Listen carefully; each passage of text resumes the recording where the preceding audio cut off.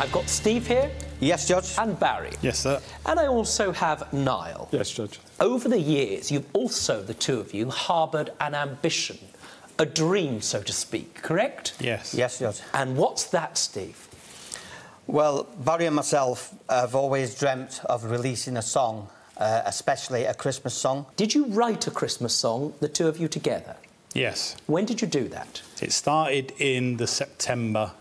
Of 2017? Yes. The thing is, Judge, we wanted to bring the good old-fashioned cheesiness back to the Christmas scene, like it used to be back in the 80s. Like what song? What sort of Christmas song? Well, like Shakin' Stevens, you know, Snow is Falling, all that sort of stuff, and Just rocking around the Christmas tree, Melon Kim and stuff. And we thought if we bring a Simon Cowell lookalike in, that brings a little bit of cheesiness and it'll also help us sell the song. What was the dream? I thought it could achieve at least the top 40. Did you have a completed product, because that's what it is, before, via recommendation, you ended up having discussions with Niall? We did. Yes, we did. Thank you very much. Now, it has a catchy ring, no doubt about it. I can't say the video is of the highest production values, but presumably in due course you hope you might change that. Yes, Judge, but we had decided that we wanted to take it back to the 1970s/1980s, where videos wasn't very good and everything else. We didn't want all this technology and a fantastic, you know, £1 million production. We wanted to take it back to basics. Understood. Niall, yes. On the 17th of September, you ended up in a meeting with Stephen Barry, correct? That's right, yes. And before I get to the meeting, sir, let me ask you, you have got extensive experience in the music industry.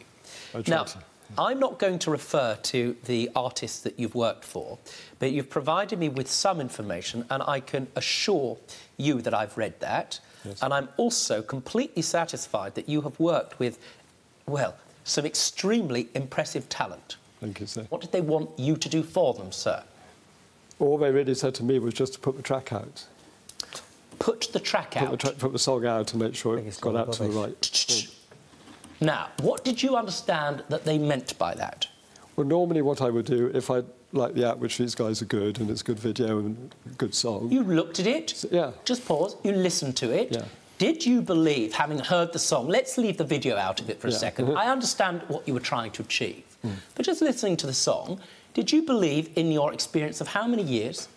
20, 30 years. Right, let's say 30 years, 3 decades of being in the music industry. Yeah. Did you think, having heard this song, and with a little bit of marketing, they may be able to achieve their minimal ambition of getting into the top 40? There's a chance there, but obviously when you're releasing it, say, just before Christmas, you've got hundreds, literally thousands of acts all doing the same thing.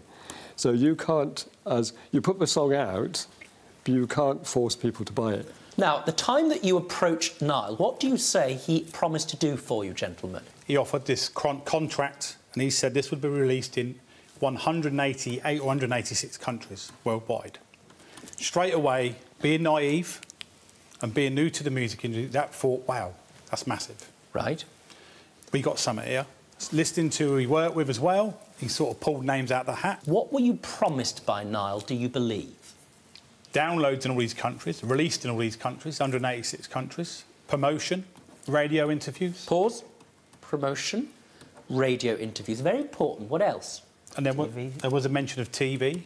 Now, did you make those promises? It says quite... Well, so it says clearly in the contract I would try and help them with that. It does not absolutely guarantee that... No. Your words were, I know people on the One Show, I know people on Lorraine. We could send it I can pull some strings for you guys to get you on. I didn't say the words pull some strings. It's very important. No. You said you could pull some strings. No, I did not use those words, sir. Well, you have told me various shows, for example, Lorraine, where you believed you might be able to use that as a springboard to get more sales. Now, you did draft an agreement between the three of you. Were the other band members signatories to that agreement? No. Thanks very much. Can I see the agreement, please? You got it here, you got it?